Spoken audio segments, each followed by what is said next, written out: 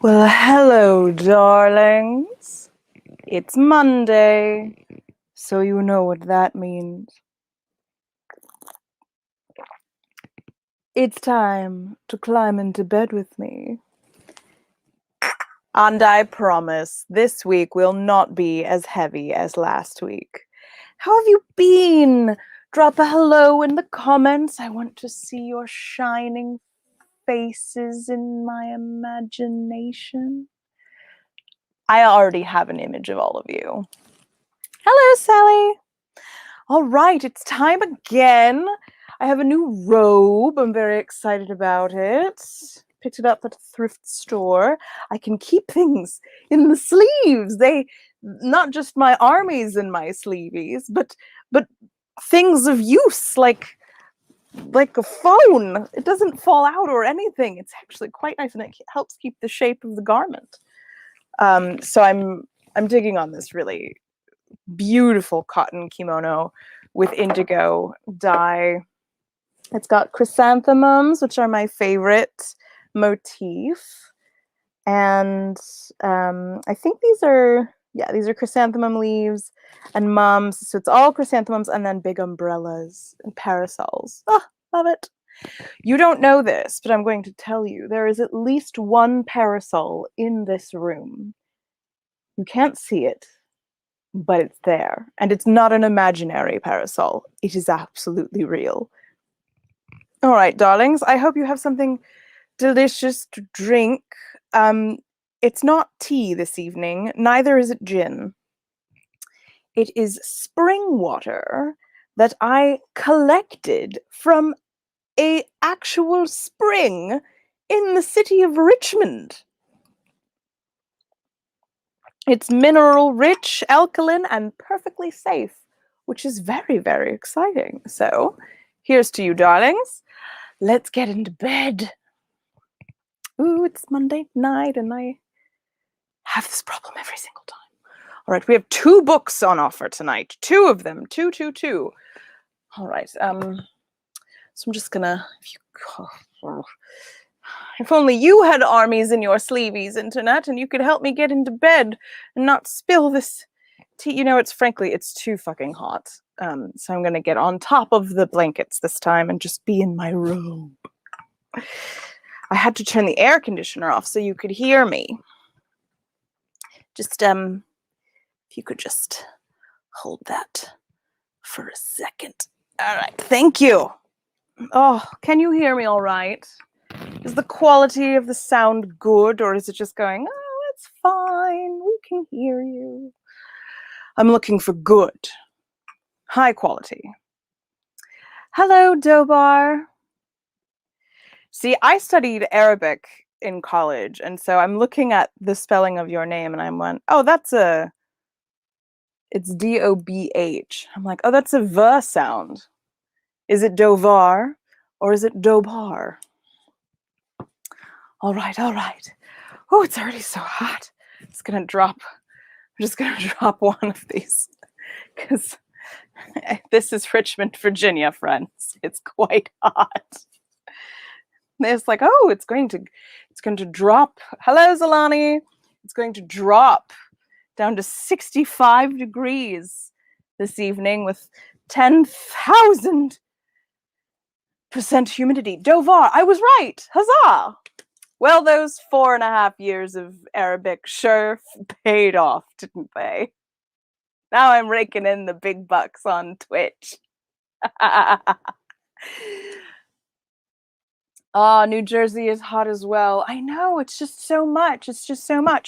So welcome, darlings. We're getting situated, and I want you to choose between 2 books this evening. I'm going to drop oh my God, I keep forgetting how difficult this is when it's just me. I'm going to be shameless, and say, if you're nourishing the service, as Ruby Rod says this evening, please feel free to tip.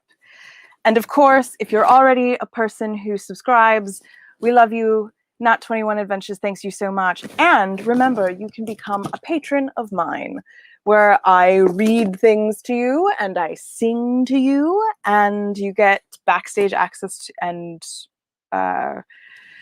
a lot of first looks at stuff that I do, and I'm working on a show right now that is opening in, what day is it? 12 days? 10 days at the Cleveland Borderlight Festival. It is an immersive audio experience. I'm very excited. But I'll tell you more about that later. For now, you have to choose which book we're reading. This way. I'll do it this way.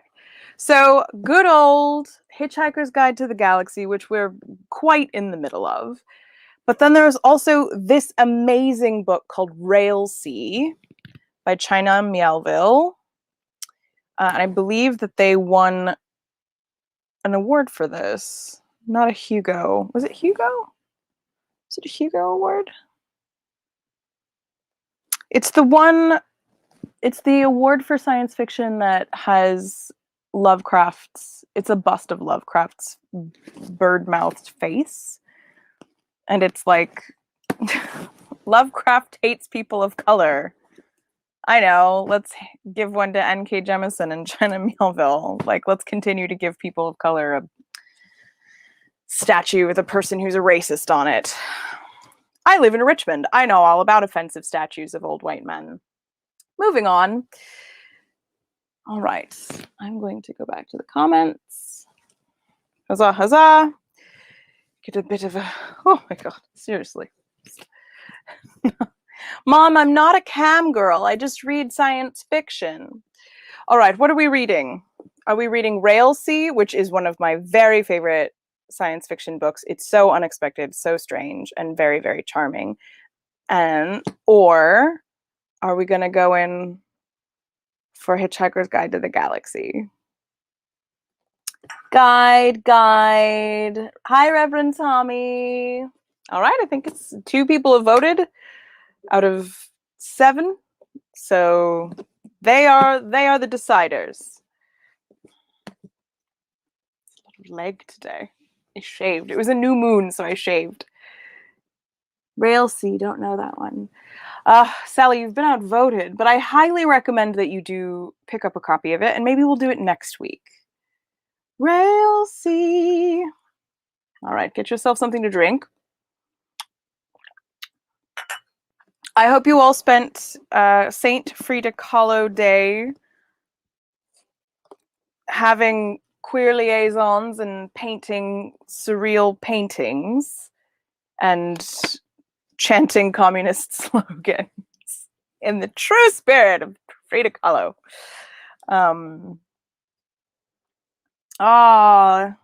JL, you've also been outvoted. Too late voting. All right, I'll split the difference because we do have to stay on for a solid hour today at the very least. We're gonna start with the guide, and then we'll switch over to Railsea halfway. Does that sound amenable to the crowd of the internet? I will be so sweaty by then. I'm just gonna slide off this bed like it's a slip and slide. Ooh, what a visual.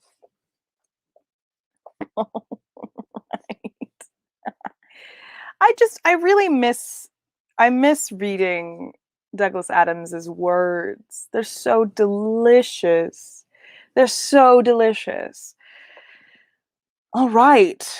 Where were we?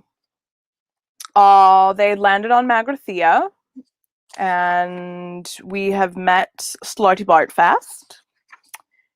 And oh my God, I forgot I made up all of these accents for all of these people. I'm gonna have to remember them. Good thing I haven't been drinking champagne. Oh goodness. All right.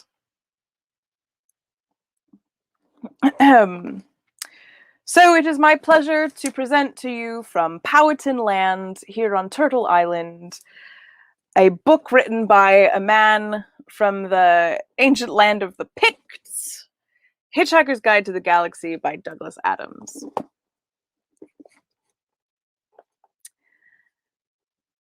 Marvin stood at the end of the bridge corridor. He was not, in fact, a particularly small robot.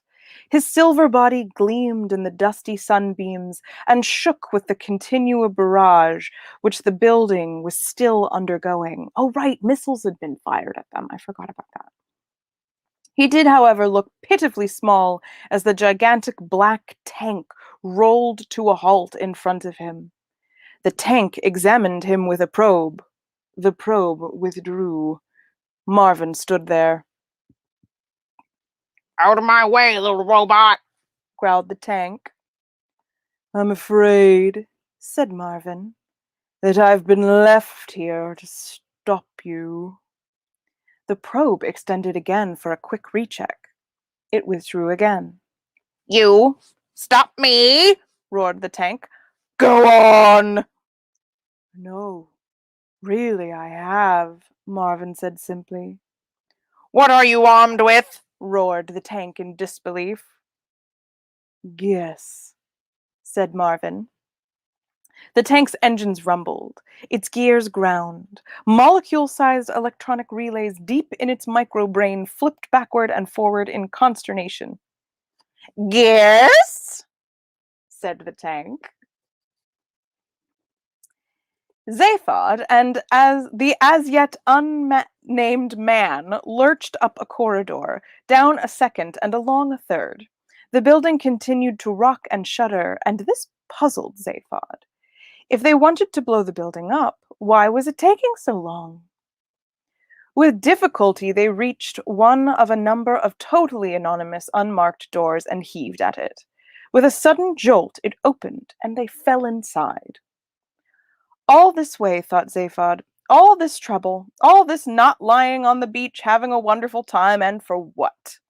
A single chair, a single desk, and a single dirty ashtray in an undecorated office?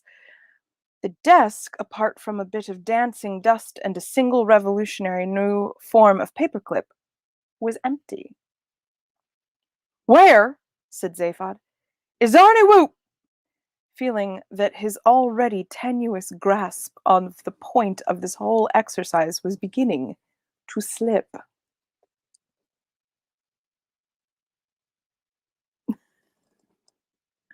Yes, that's a euphemism.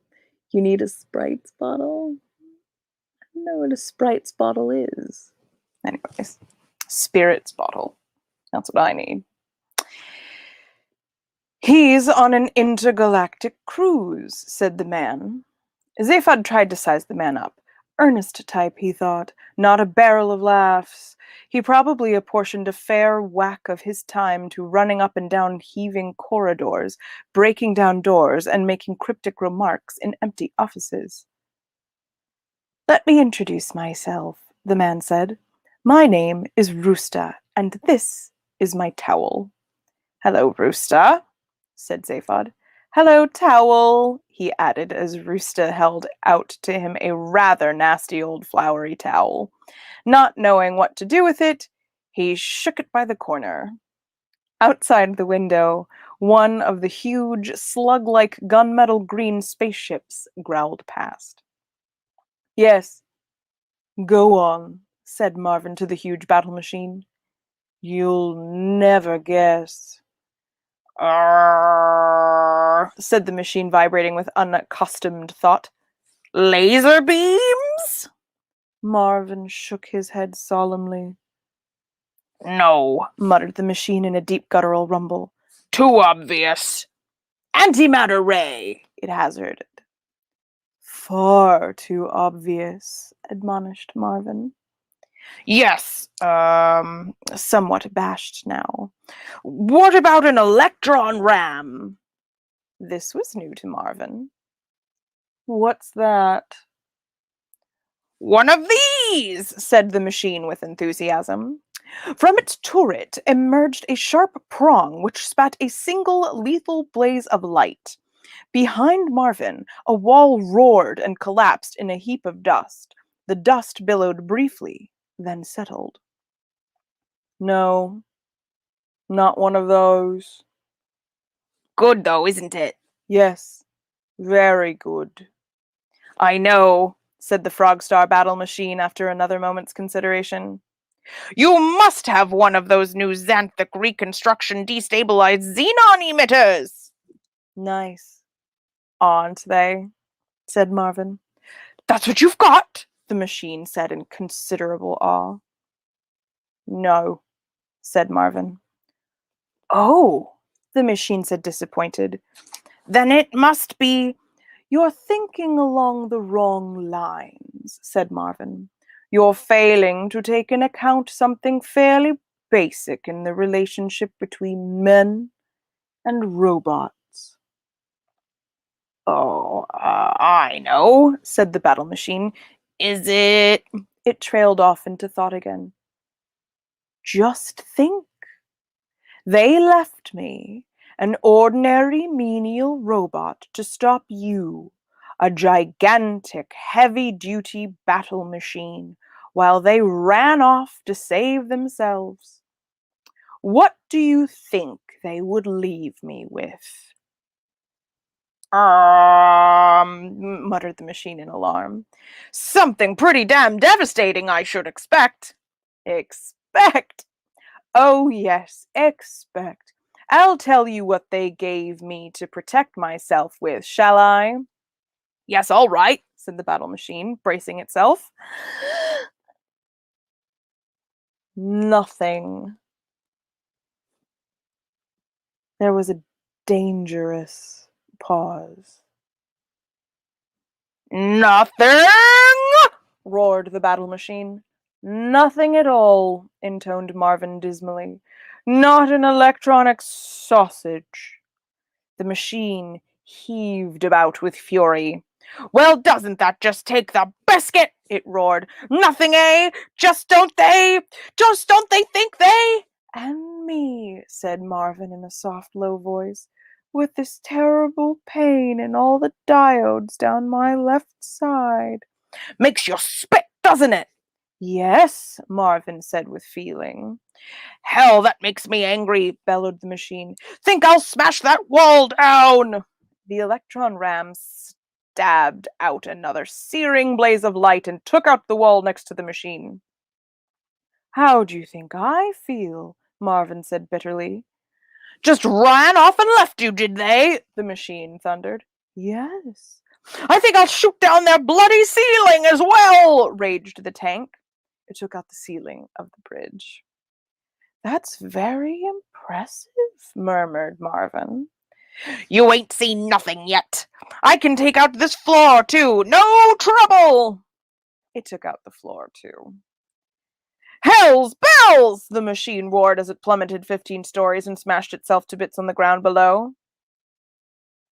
What a depressingly stupid machine.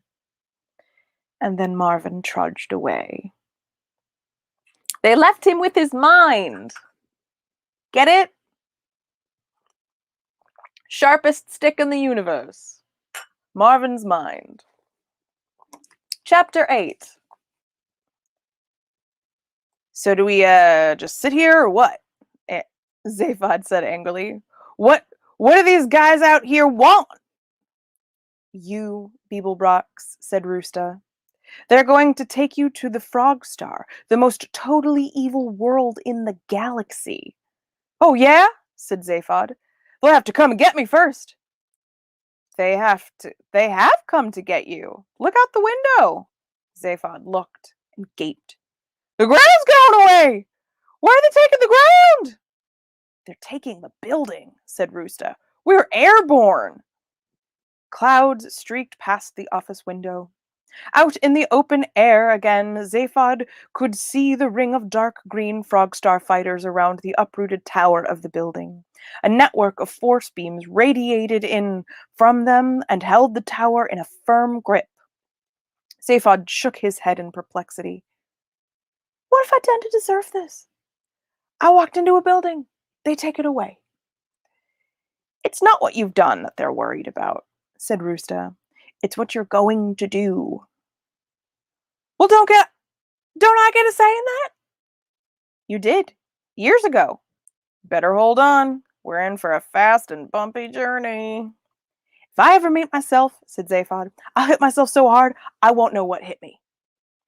Marvin trudged in through the door, looked at Zaphod accusingly, slumped in a corner, and switched himself off.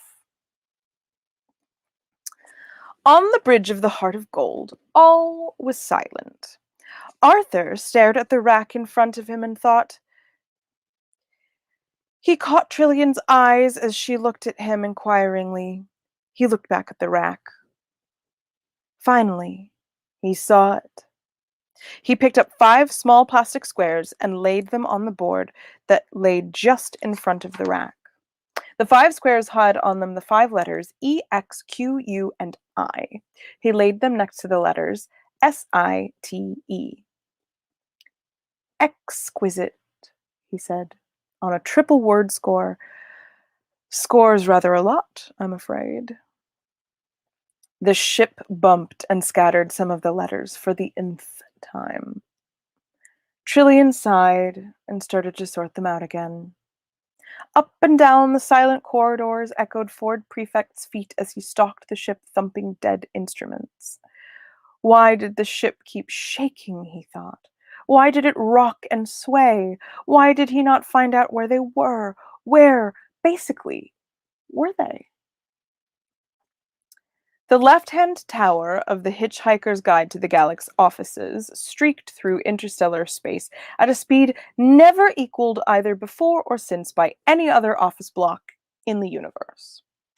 In a room halfway up it, Zaphod Beeblebrox strode angrily. Roosta sat on the edge of the desk doing some routine towel maintenance. Hey, where'd you say this building was flying us to? Demanded Zaphod. The Frog Star, said Roosta. The most totally evil place in the universe. Do they have food there? Said Zaphod. Food? You're going to the Frog Star and you're worried about whether they've got food? Without food, I might not make it to Frog Star. Out of the window, they could see nothing but the flickering light of the force beams and vague green streaks which were presumably the distorted shapes of the Frog Star fighters. At this speed, space itself was invisible and indeed unreal.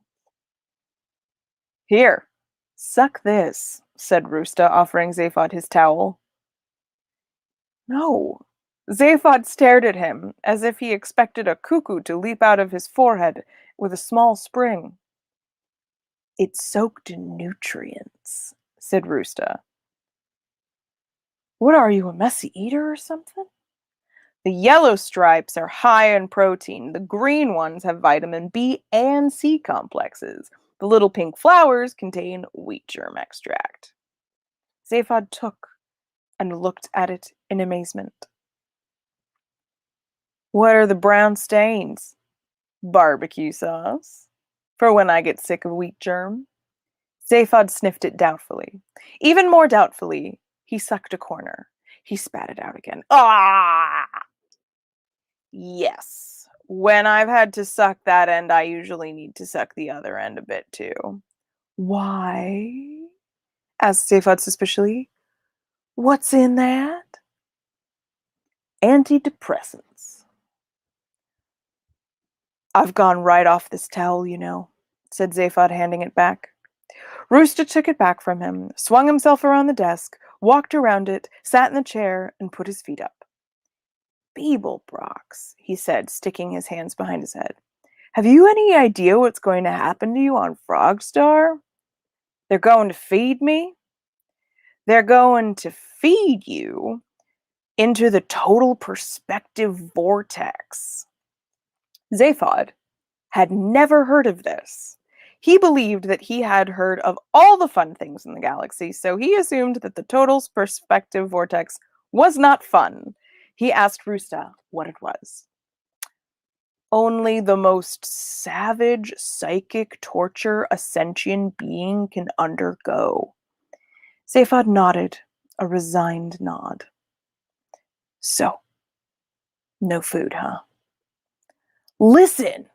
You can kill a man, destroy his body, break his spirit, but only the total perspective vortex can annihilate a man's soul. The treatment lasts seconds, but the effects last the rest of your life. You ever had a pangalactic gargle blaster? Said Zaphod sharply. This is worse. Woo! Zaphod admitted.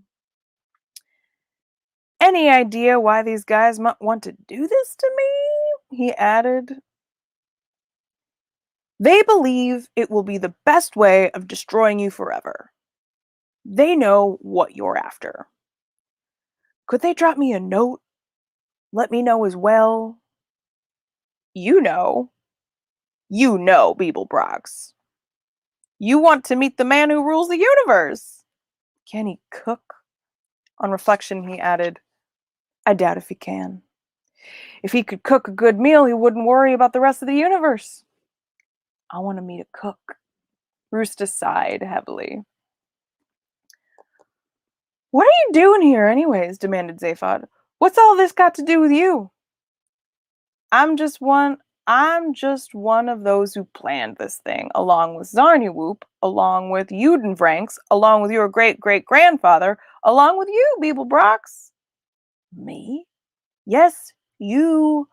I was told you had changed. I didn't realize how much.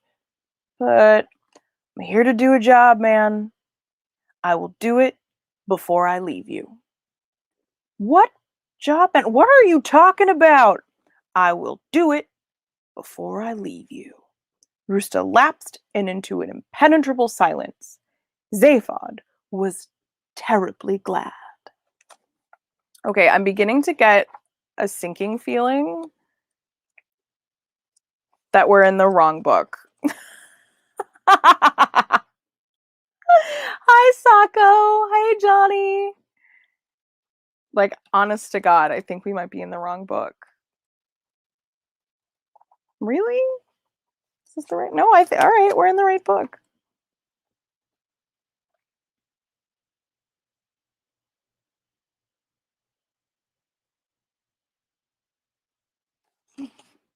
There's a section about an elevator I think I missed. Modern elevators are strange and complex entities. The ancient electric winch and maximum capacity 8-persons jobs bear as much relation to the serious cybernetics. I don't think I read this section. What happened? Shit. Why was my bookmark in completely the wrong place? Who has been reading my books? Mechadodo Publications? I think we're gonna have to back up. Someone help! Someone send help. I'm lost in the book.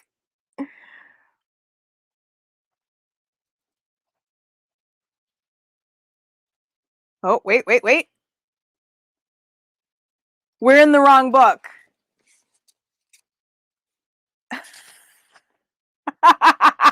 I was reading Out of the Restaurant at the End of the Universe. Damn it.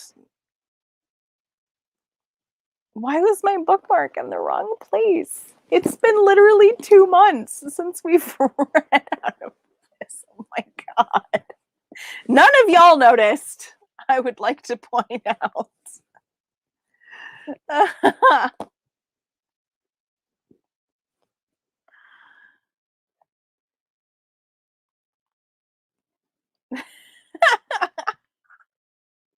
I guess I should back up. Should I back up and try and find where we were? Or should we switch over to Railsea? Drop your vote in the chats. Where the why? Seriously though, like why was my bookmark in the wrong spot?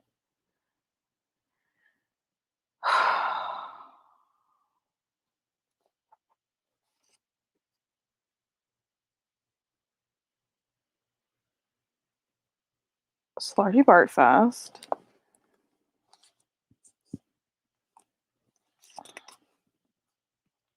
Because we hadn't gotten to the computer. We hadn't gotten to the whole thing about 42.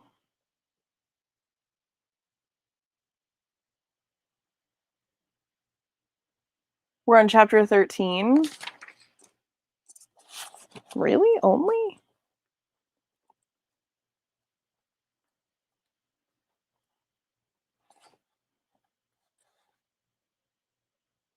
We're still mooning. Okay, so let me point something out here. Chapter 13 begins with Marvin trudged down a corridor, still moaning. And then, of course, I've got this terrible pain in all the diodes down my left-hand side. That is literally what happened in the chapter we were just reading in a different fucking book. How was I supposed to know? How would I know? Internet, how would I know? Oh my god. Ah, book trolls, book goblins, book pukas. I'm saying book pukas. Oh my god. Are you sure it's only chapter 13? I'm sure it's later than that.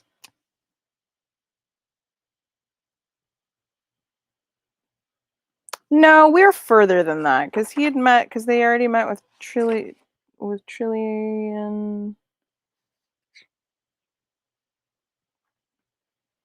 Heart of Gold, Silent Luther Space. Oh my god, seriously, drop what we're reading. I've been Paulo. Paulo Garbanzo, were you reading my book? I don't think he was, because he's been gone a lot too. I've actually been here more than they have.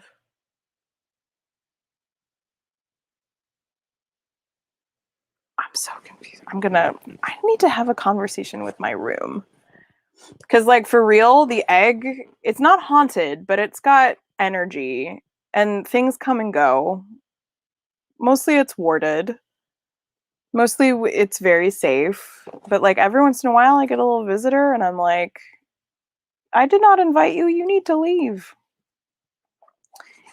And not too long ago, it came through that exact wall, which is very near where I keep my books, which is down here.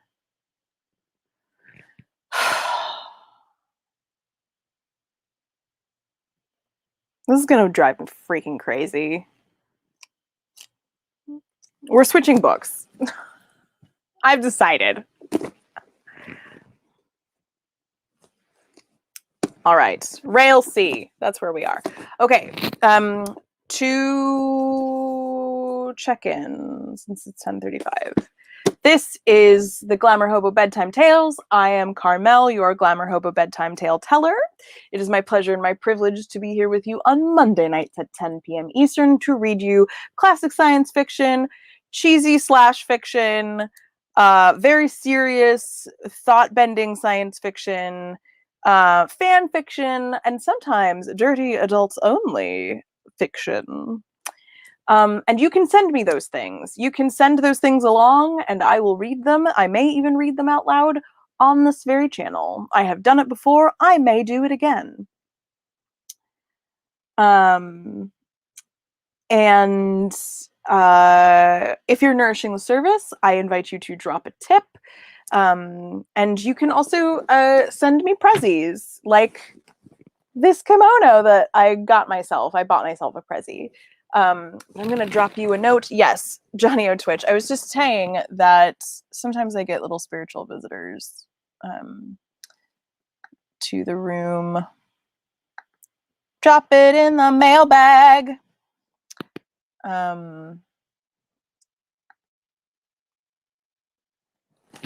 Yes, ones that move bookmarks in your books in the middle of the night.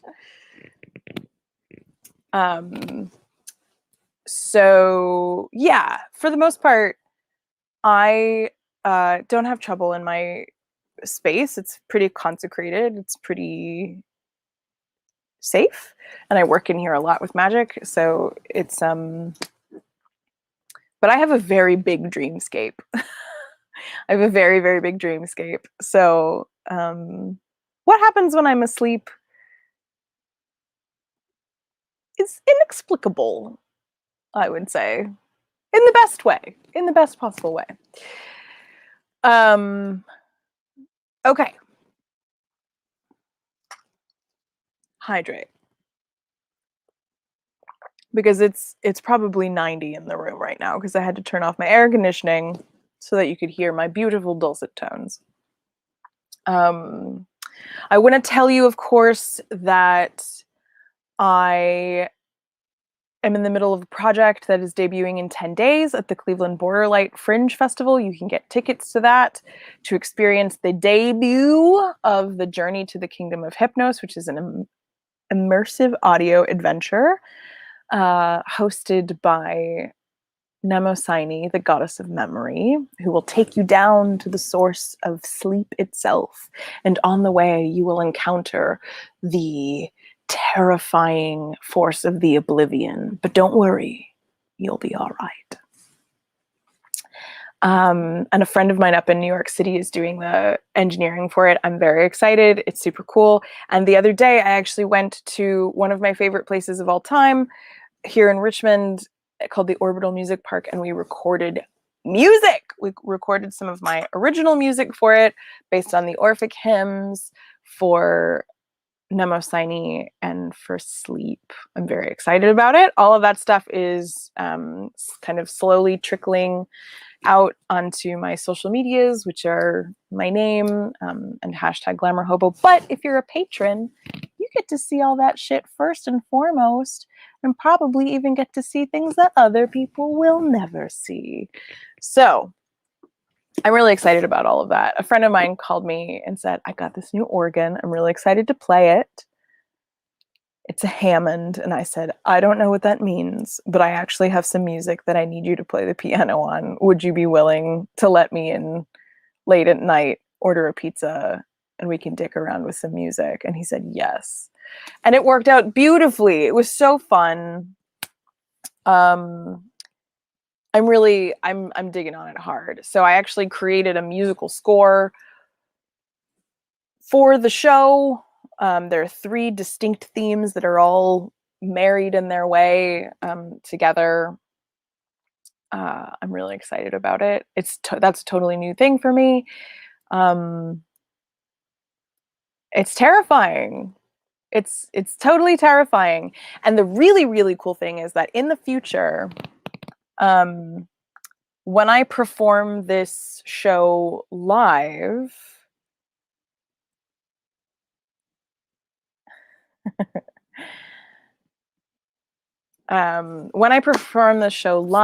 because there are a bunch of there are different characters in it, but specifically Lethe, who is the embodiment of oblivion, and Mnemosyne, who's the embodiment of memory, they both speak. There's actually a confrontation.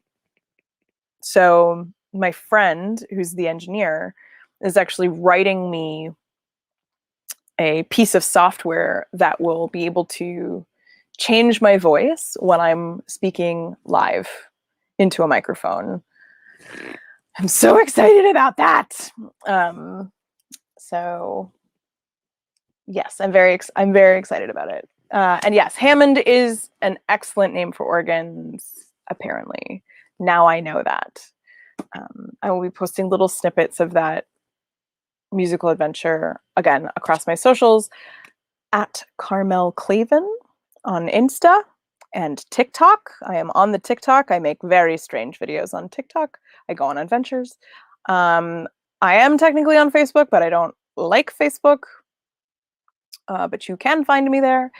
And hashtag GlamourHobo everywhere.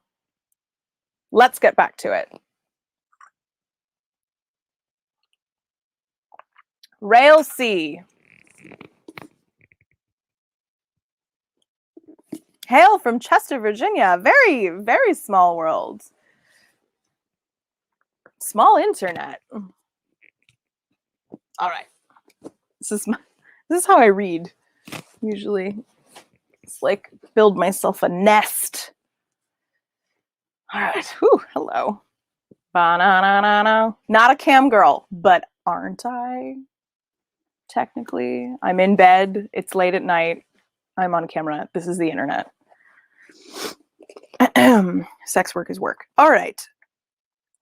China Melville wrote this great book called Railsea. I would also like to point out, but because you cannot see this, that all of the word and, A-N-D, in this book have been replaced by the ampersand sign. I feel like I'm in a hot tub, Gillian. I feel like I'm in a hot tub. It is 90 fucking degrees in this room. I have 2 Parcan lights on me to make me look this way. I live on the 2nd floor in an uninsulated garret of a weirdo art person house. Like, this room is steamy, not for sexy fun time reasons. It is steamy. All right. I do not need a hot tub. You know, I hear the internet is very upset about hot girls and hot tubs. Is it possible to be cool in a hot tub? You have to be a hot girl if you're in a hot tub. That's the point of the hot tub. Anyways, I hear the internet is very upset about girls in hot tubs on Twitch. I hear the boys are very upset that their clubhouse is being invaded.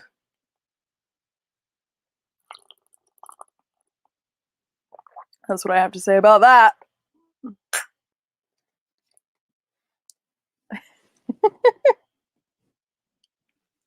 Okay. Prologue. This is the story of a blood-stained boy.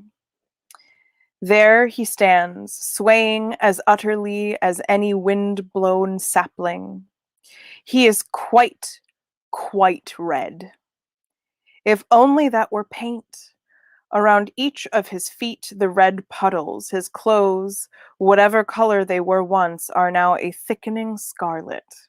His hair is stiff and drenched. Only his eyes stand out.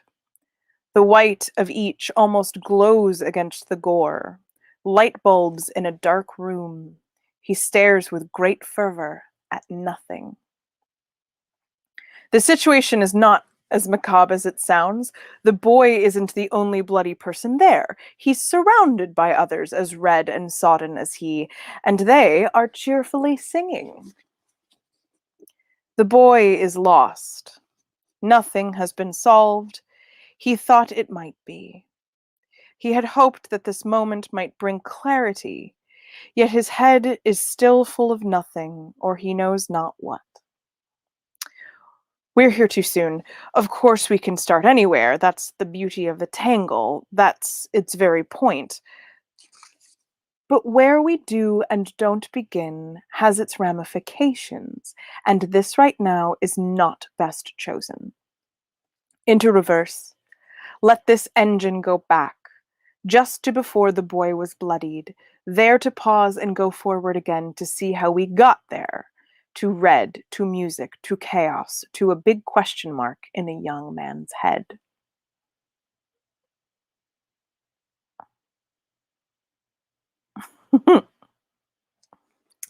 Chapter 1. A meat island. No, back a bit. A looming carcass? Bit more. Here. Weeks out, back when it was colder. The last several days spent fruitlessly pootlicking through rock passes and the blue shadows of ice cliffs, late afternoon under a flinty sky. The boy, not yet bloodstained, was watching penguins.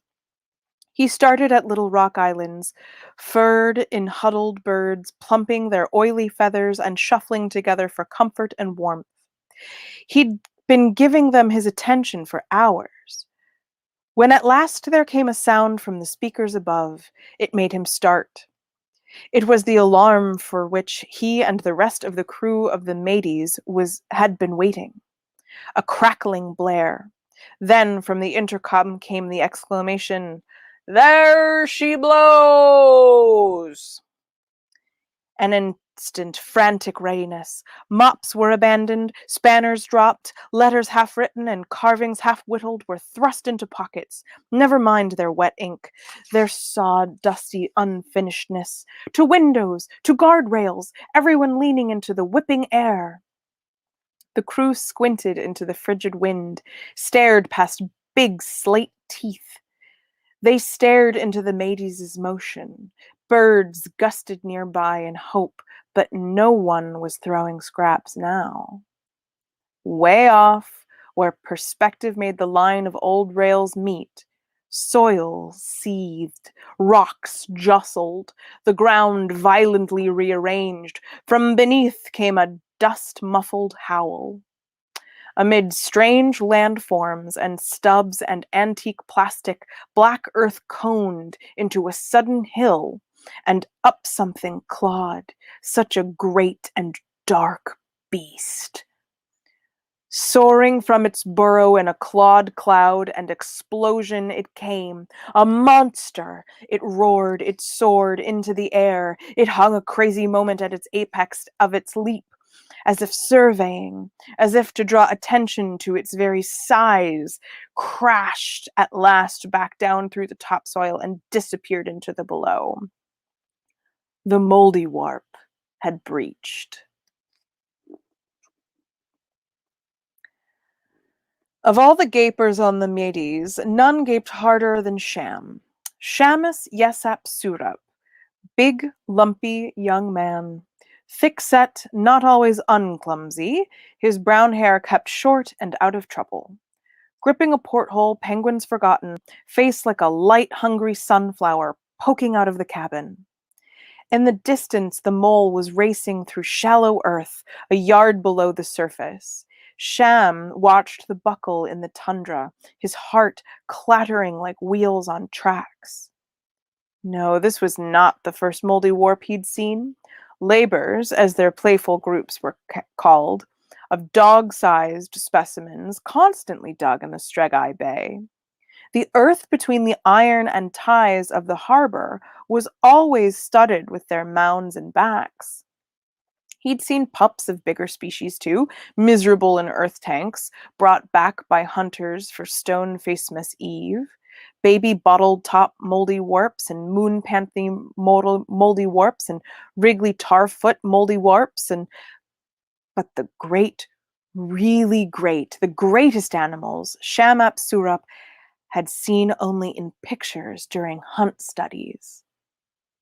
He had been made to memorize a poem-like list of the moldywarp's other names: Undermire, Talpa, Mudvarp, Mole. Had seen ill-exposed flatographs and etchings of the grandest animals. Stick-figure humans were drawn to scale, cowering by the killer, the star-nosed, the ridge moldywarp. And on one last much-fingered page, a page that concertinaed out to make its point about size, had been a leviathan dwarfing the speck-like person scribbled by it. The great southern moldywarp, Telpa ferex rex. That was the plowing animal ahead. Sham shivered. The ground and rails were gray as the sky.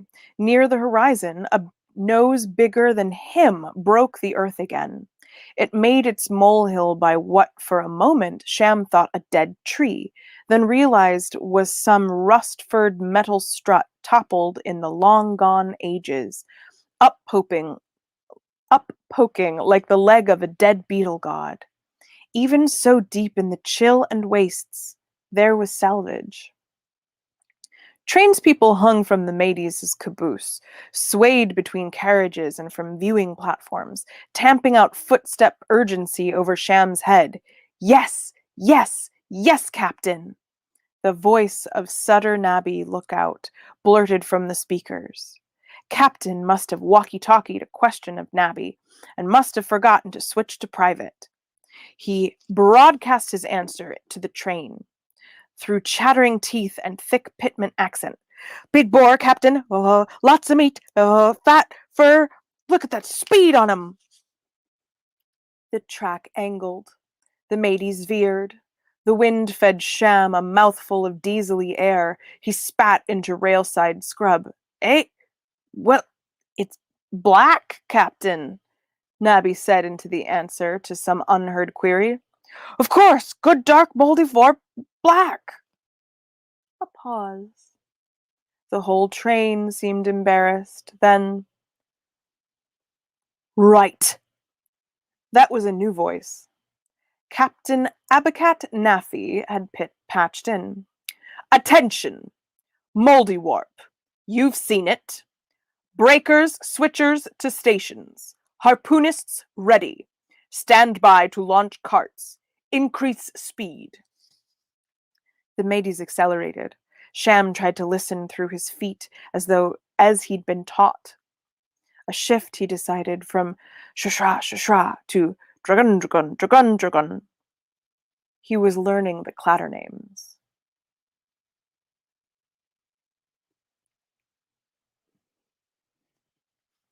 You're welcome. How goes treatment? Sham spun. Dr. Lish Fremlow stared at him from the cabin threshold. Thin, aging, energetic, gnarled as the wind-blown rocks, the doctor watched Sham from beneath a shag of gun-colored hair. Oh, stone faces preserve me, Sham thought. How bleeding long have you been there? Fremlow eyed a speed of wooden and cloth innards that Sham had lifted from the hollow belly of a mannequin that should, by now, certainly have been labeled and replaced, and there were still all over the floor. I'm doing it, Doctor, Sham said. I've got a little, there was and he stuffed the bits back within the model. Oh, Fremlow winced as the fresh cuts Sham had doodled with his penknife into the model's skin. What unholy condition are you giving that poor thing, Shamup Surap? I should perhaps intervene. The doctor put up a peremptory finger, spoke not unkindly in that distinct sonorous voice. Student life is not scintillating, I know. 2 things you'd best learn. One is to calm down. And another is what you can get away with. This is the first Great Southern of this trip, and that means your first ever. No one, including me, gives a train monkey's gonads if you're practicing right now. Sham's heart accelerated. Go, said the doctor. Just stay out of the way. Sham gasped at the cold. Most of the crew wore furs. Even Rye Schossender, passing him with a peremptory glance, had a decent rabbitskin jerkin. Rye was younger, and, as cabin boy, technically even lower on the mateys' order than Sham, but he had been the rail once before, which in the rugged meritocracy of the mole train gave him the edge. Sham huddled in his cheap wombat skin jacket. Crews scrambled on walkways, and all the carriage top decks worked windlasses, sharpened things, oiled the wheels of jolly carts and harnesses. Way above, Nabby bobbed in his basket below the crow's nest balloon. Boyza Gomenbandi, first mate, stood in the viewing dais of the rearmost car top. He was scrawny and dark and nervily energetic, his red hair flattened by the gusts of their passage. He traced their progress on charts and muttered to the woman beside him, Captain Naffy. Naffy watched the Moldywarp through a huge telescope. She held it quite steadily to her eye despite its bulk, and despite the fact that she hefted it one-handed in a strong right arm. She was not tall, but she drew the eyes. Her legs were braced in what might have been a fighting stance. Her long gray hair was ribboned back. She stood quite still while her age-mottled brown overcoat wind-shimmied around her. Lights winked in her bulky composite left arm. Its metal and ivory clicked and switched. That is right, the captain has a robotic left arm because she a badass, although we learn more about that later. Moving on. The mateys rattled through snow-flecked plainland. It sped out of dragun, dragun, dragun, dragun into another rhythm, by rock, crack, and shallow chasm, past scuffed patches of arcane salvage. Sham was awed at the light. He looked up into the 2 more miles of good air, through it into the ugly, moiling border of bad cloud that marked the up sky. Bushes stubby and black as iron tore past, and bits of real iron, jagged from buried antique times, did too. A tangle across the whole vista, to and past the horizon in all directions, were endless, countless rails. The rail sea. Long straights, tight curves, metal runs on wooden ties, overlapping, spiraling, crossing at metalwork junctions, splitting off temporarily sidings that abutted and rejoined main lines. Here, the train tracks spread out to leave yards of unbroken earth between them. There they came close enough together that Sham could have jumped from one to the next, though that idea shivered him worse than the cold. Where they cleaved at 20,000 angles of track meets track were mechanisms, points of every kind, Y switches, interlaced turnouts, stubs, crossovers, single and double slips. And on the approaches to them, all were signals, switches, receivers, and ground frames. The mole dove under the dense soil or stone on which sat those rails, and the ridge of its passage disappeared till it rose again to kink the ground between the metal. Its earthwork wake was a broken line. The captain raised a mic and gave crackling instructions. Switchers! Stations! Sham got another whiff of diesel and liked it this time.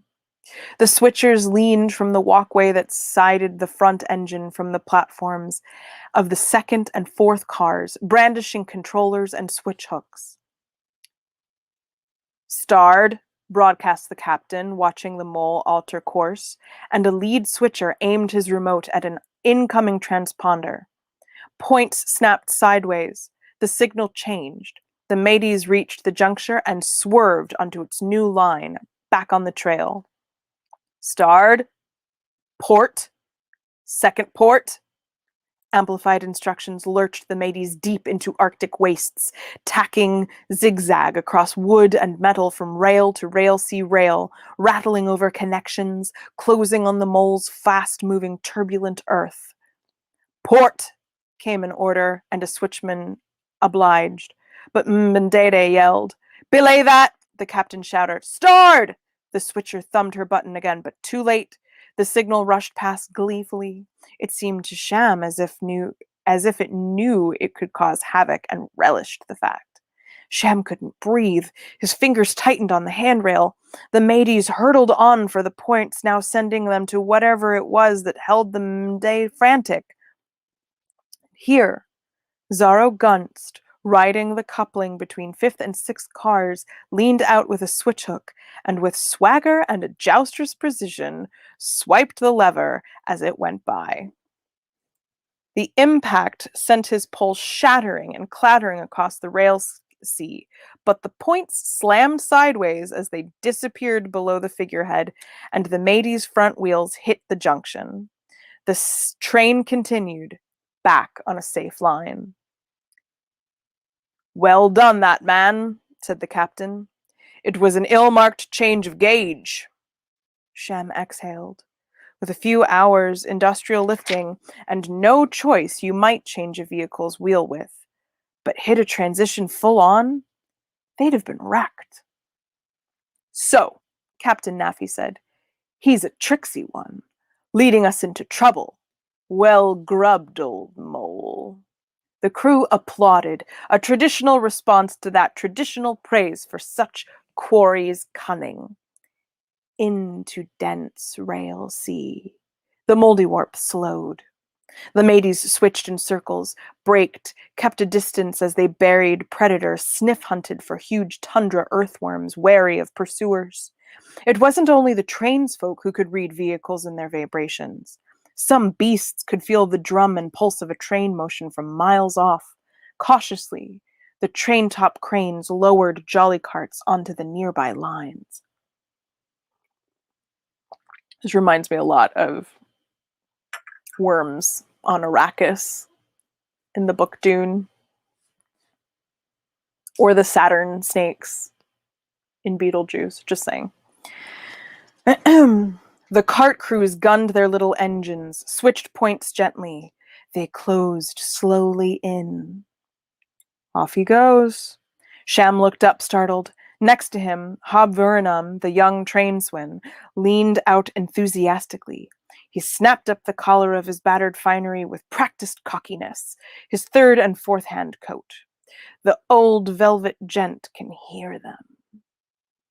A molehill rose, whiskers, a prow of dark head emerged. It was big. The snout went side to side and sprayed dust and spittle. Its mouth opened, very full of teeth. The tulpa had good ears, but the double switch rattling confused it. It growled dustily. With sudden, violent percussion, a missile slammed down next to it. Kiragabu Luck, Sham's compatriot, Stregai native, truculent harpoonist, had shot, and she had missed. Instantly, the Mouldywarp upended. It dug its speed. Cart Two's harpoonist, Danjamin Benightly, moon-gray, yellow-haired hulk from the woods of Guffelsk, yelled into his barbarous accent, and his crew accelerated through the scattering soil. Benightly pulled the trigger. Nothing. The harpoon gun was jammed. Damn, said Vuranum. He hissed like a spectator at a punt ball match. Lost it! But Benightly, the big frostman, had learned javelin hunting, dangling upside down from vines. He had proved himself adult by spearing a meerkat at 50 feet and reeling it in so quickly its family hadn't noticed. Benightly grabbed the harpoon from its housing, lifted it heavy as it was, his muscles bunched like bricks under his skin, as the cart rolled closer to the digging behemoth, leaned back, waited, then hurled the missile right into the mole. The Mouldywarp reared. The Mouldywarp roared. The spear juddered. The harpoon rope whip unwound as the animal thrashed, blood on the soil. Rails buckled and the cart careened, tugged behind the animal. Quick, they knotted a soil anchor to the line and threw it overboard. The other cart was back in the game, and Kiragabo didn't miss twice. Now, more anchors scraped the ground behind the bellowing hole of furious earth. The mateys juddered to a start and followed the mole carts. The drags kept the burrower from going deep. It was half in, half out of the ground.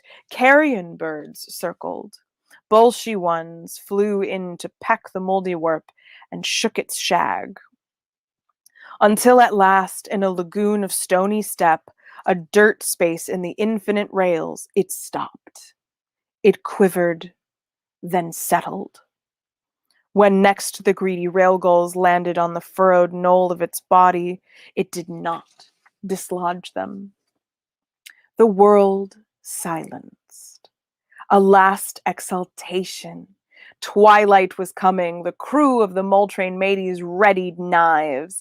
The devout thanked the stone faces, or Marianne, or the squabbling gods, or lizard, or that apt ohm, or whatever they believed in. Freethinkers had their own awe. The great southern Mouldywarp was dead.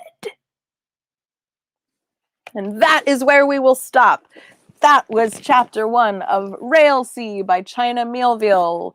I highly recommend that you get yourself a copy of this book. Please support your independent bookseller and order it from them. The money goes directly to the secondhand shops if you do it that way, or the independent booksellers if you do it that way. You could also sometimes buy these things directly from the author if you want to support the author directly. Here in Richmond, I highly recommend Chop Suey Books. And if you haven't figured it out, because it is a little hard to grip. This book is set in a world where there is no ocean. There is a vast ocean-sized plain covered in twisting railroad tracks. And people ride rails as you would sail ships upon it. So cool, so interesting. It's a speculative future. I wouldn't call it dystopian, but it is post-apocalyptic, I think. Fascinating, fascinating, fascinating. Stallion says, wow, I dig it, which is really funny because it's about moles in the earth. Again, yes, it's so, Dove Archu, it's one of my favorites. I actually had kind of forgotten a little bit about its particulars until I just picked it up to read it. And I was like, oh shit, I forgot. It's so, so cool when they do this. And then they're going to do that later. And then there's that thing with the mechanical arm. And then you find out about the arm and about her. It's a whole thing. It's a whole thing. So you should get nothing from Amazon, Johnny O Twitch. Fucking nothing. Do not support that fucking platform. This is what I have to say about that.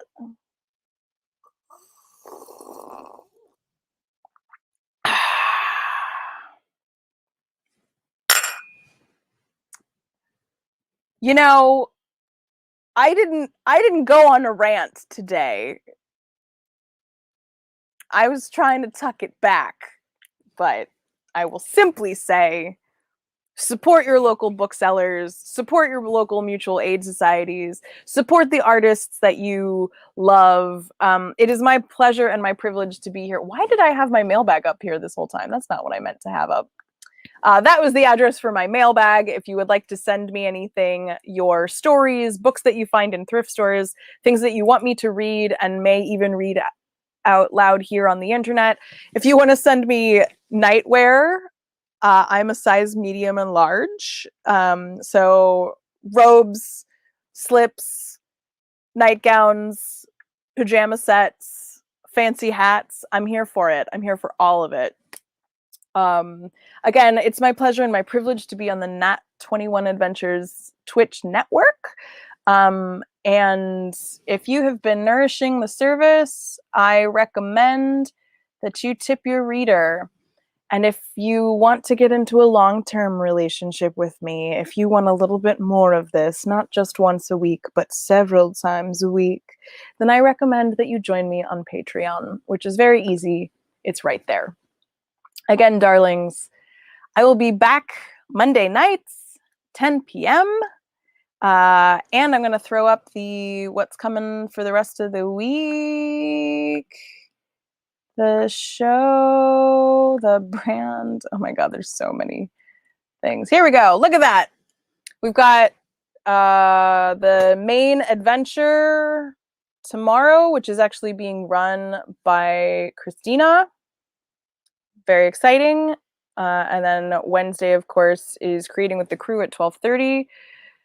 We give you an excuse to take a break and make some art, and usually end up talking about arts and economics and tarot class that evening, and then Sonnets with Shakespeare, Gothic Horror Gaming on Thursdays.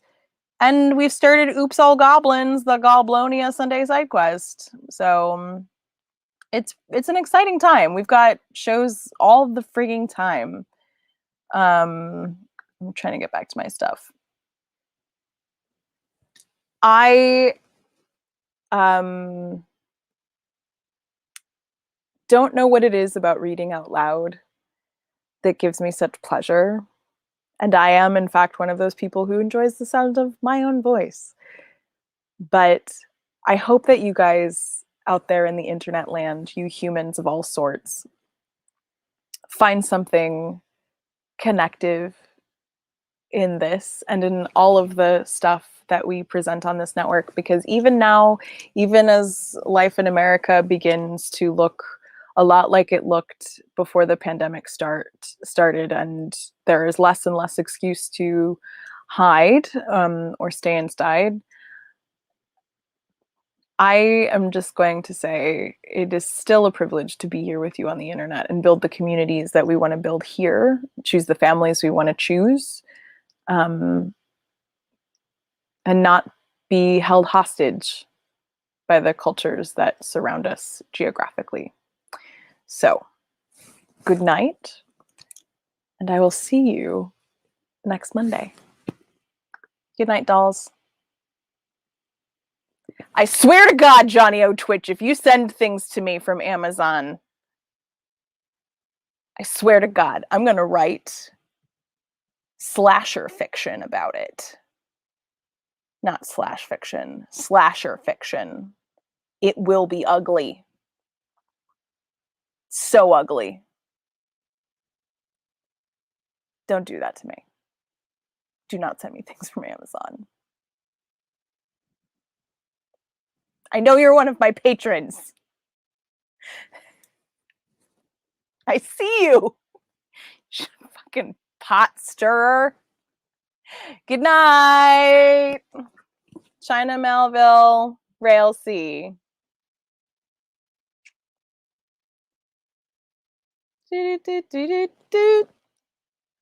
Bonk.